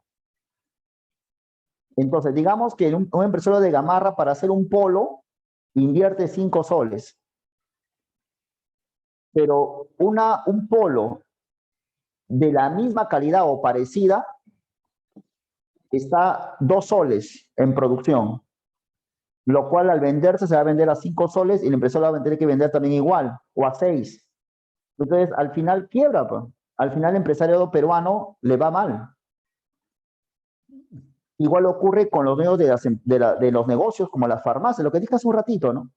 Un pata que con mucho esfuerzo hace su farmacia, con mucho esfuerzo, se saca la mugre, se presta dinero y hace una farmacia, pero tiene que competir con las grandes farmacéuticas, con Mi Farma.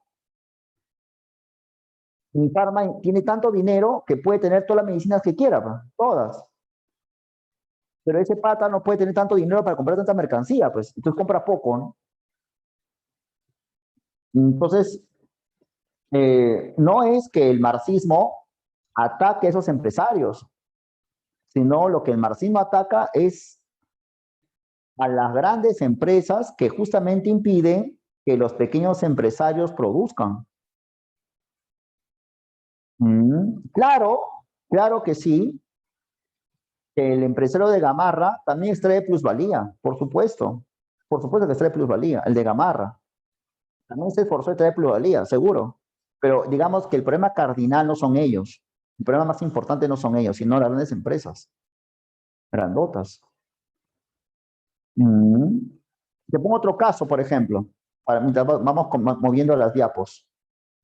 Por ejemplo, desde que de seguro Anaís, tú de que eres una niña, le digo solamente a Anaís porque Anaís lanza una pregunta bien interesante, ¿no?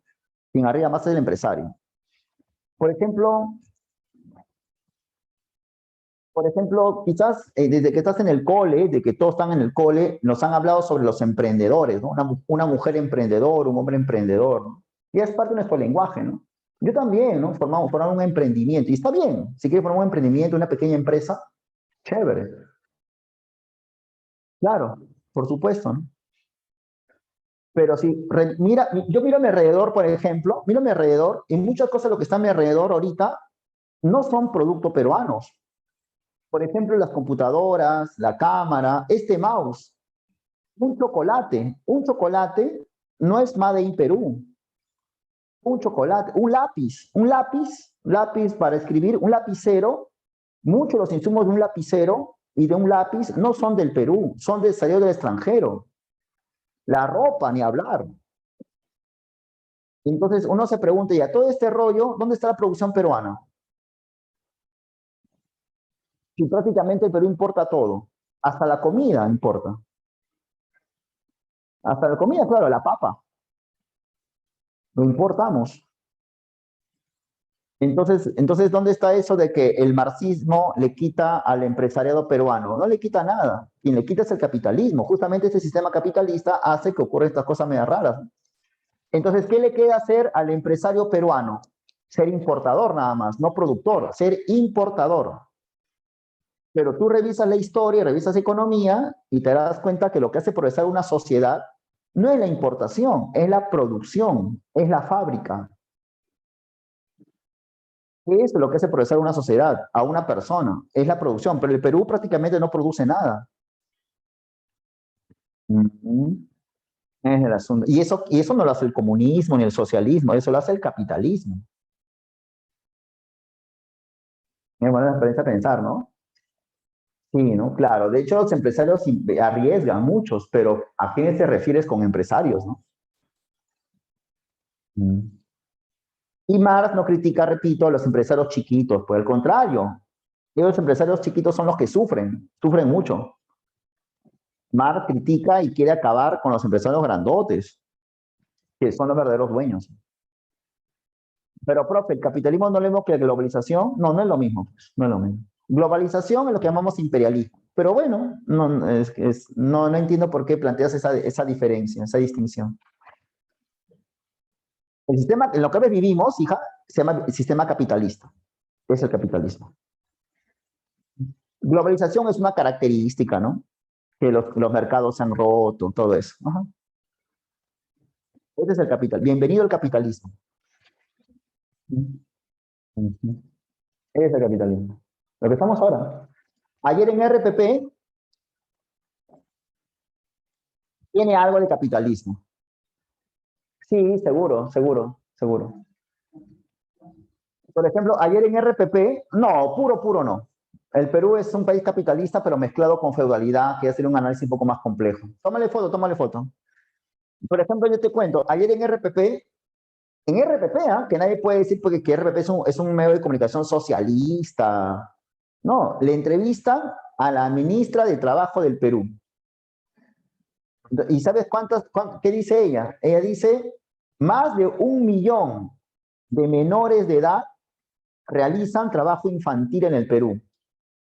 Más de 1 millón de menores de edad, tú eres menor de edad, ya, de tu promo para abajo, realizan trabajo infantil en el Perú. Más de 1 millón. Pero claro, estos patas dicen, no, es por la pandemia. ¿Qué pandemia hoy? Todo le echan culpa a la pandemia. Como si la pandemia solo tiene 1 año. Entonces, uno dice, si el capitalismo es tan maravilloso y tan bueno, entonces, ¿por qué hay más de 1 millón de muchachos peruanos menores de edad que trabajan en el Perú? En el Perú, no estamos hablando de Venezuela, no estamos hablando de Cuba, en el Perú. Y eso lo dice el Estado peruano. Y tú sabes que las cifras del Estado son cifras maquilladas, pues nunca dicen la verdad. Entonces, en la realidad, ¿cuántos niños trabajan en el Perú de hoy? ¿Cuántos serán? No sé, pues. De hecho, más de 1 millón. Y eso no es el socialismo, eso no es el comunismo. Por ejemplo, Diego dice, en Estados Unidos es muy difícil el cambio y las clases, siendo este país bandera del capitalismo. Si naces pobre, mueres pobre. Claro, en Estados Unidos. En Estados Unidos, ¿sabes cuántos pobres hay? ¿Sabes cuántos pobres hay? Así pobres extremos en Estados Unidos, hay alrededor de 40 millones de pobres. 40 millones de pobres en Estados Unidos. En Estados Unidos hay, o sea, más de la población peruana hay pobres en Estados Unidos. Entonces, ¿quién es el que está fracasando? ¿Es el fracaso del socialismo? ¿El capitalismo está triunfando? Mm, es el asunto. Claro, pero como dicen los mismos marxistas, ¿no? Para entender eso, hay que también, pues, pensar en los otros, ¿no? A veces yo pienso que he progresado y que tengo un bienestar porque tengo mi internet, tengo mi computadora, mi casa tranquila, ¿no? Claro que no pago nada, ¿no? Pero bueno, no tengo para comer, ¿no? Entonces pienso que el mundo es así como lo que vivo yo, ¿no? Pero si pensamos un poquito más quizás en los demás, damos cuenta que no es así, pa. Así es. Ujú.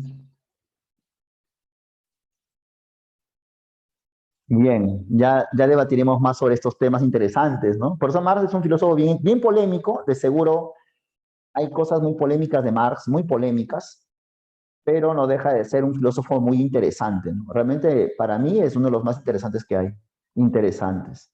Bien, sí voy a volver a las 6. Claro,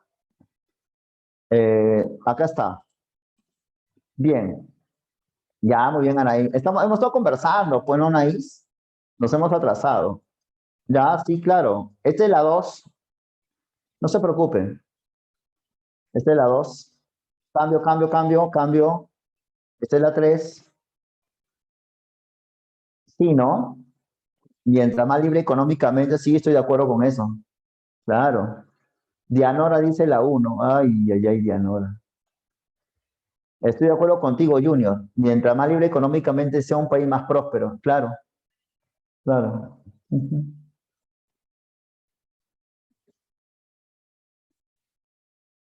Cambio.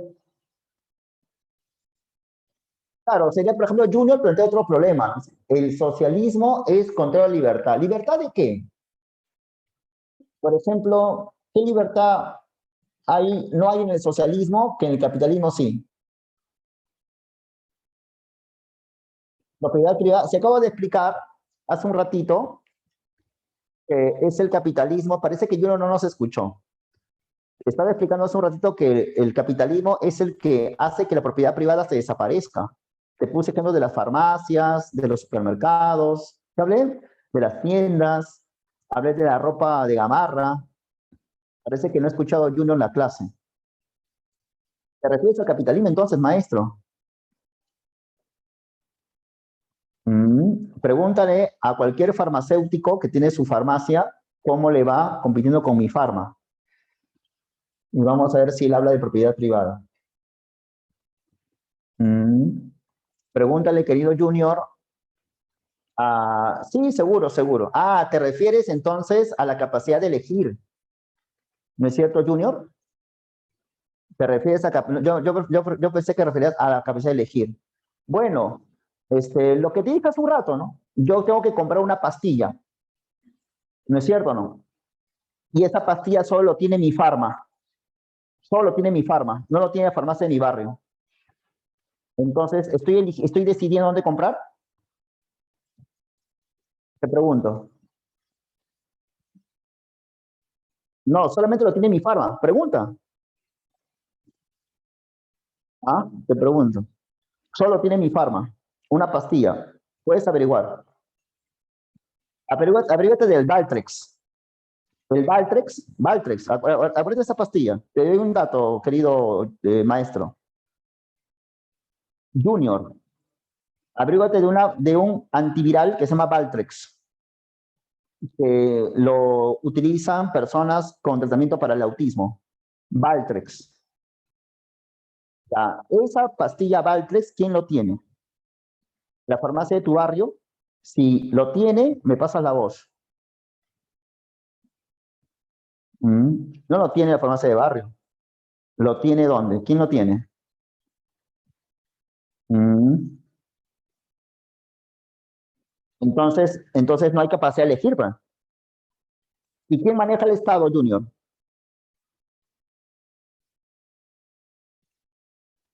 ¿Quién maneja el Estado? Mm, Entonces, elegir, por ejemplo, algo un poco más trivial. La leche. ¿Quién maneja el negocio de la leche en el Perú? ¿Quién maneja el negocio de la leche en el Perú? ¿Quién tiene el monopolio de la leche en el Perú? ¿Dónde está la capacidad de elegir? Gloria. ¿Quién no ha tomado leche Gloria? Sería raro, ¿no? A no ser que quieras comprar en el extranjero otra leche. No, pero acá en el Perú quien compra es leche Gloria. ¿Quién maneja? Claro. Muy buena. Junior dice, pero el monopolio sobre el Estado. ¿Y quién maneja el Estado, Luz Junior? Cambio. ¿Y quién maneja el Estado? El Estado quien lo maneja. Lo plantean, parece que no tomamos atención en clase. Quien maneja el Estado es precisamente los grandes empresarios. ¿No? Ellos manejan el Estado, la burguesía, dice Marx. Justamente, ¿no? Es el Estado quien maneja. Claro. Entonces, cambio. Hasta los, pregúntale a tu tío, ¿no? A la gente mayor, pues ustedes son muchachos, un poco más trivial, ¿no? La cerveza, Pilsen, Cristal, Cusqueña. ¿Quién es dueño de todas las cervezas del Perú? Ahí no hay Bacus, capacidad de elegir. Elijo Pilsen, elijo Cristal, pero al final, ¿quién está ganando igual? la misma empresa Claro, llamada la misma Bacus empresa. Johnson, si no me Claro, equivoco. ellos son dueños de todas las chelas del Perú, todas. Ahora habrá una, bueno, Heineken, una que ha venido, pero será pues como un picazón nomás, que no afecta nada al empresariado. Y la Bacus no es peruana, la Bacus era peruana. Ahora no sé de quién será de, no sé, de Holanda, no sé de dónde rayos será la Bacus. No sé ahora ya. Pero no es peruana, no es peruana. Eso dice Marx. Entonces, lo que hace el capitalismo no es tanto dar la oportunidad para todos, que todos tengan empresa, sino por el contrario, ¿no? Absorbe. Y no hay libertad, ¿no? En el fondo, una libertad me da Monse, ¿no? Pero no hay realmente una libertad. Bueno, debatimos la próxima semana, ¿ya? Nos vemos. Un abrazo. Cuídense. Sí, oligopolios, creo, ¿no? Chao, Fiorella. Chao, Junior. Chao, Fiorella. Chao, Junior. Nos vemos. Chao, Elvis.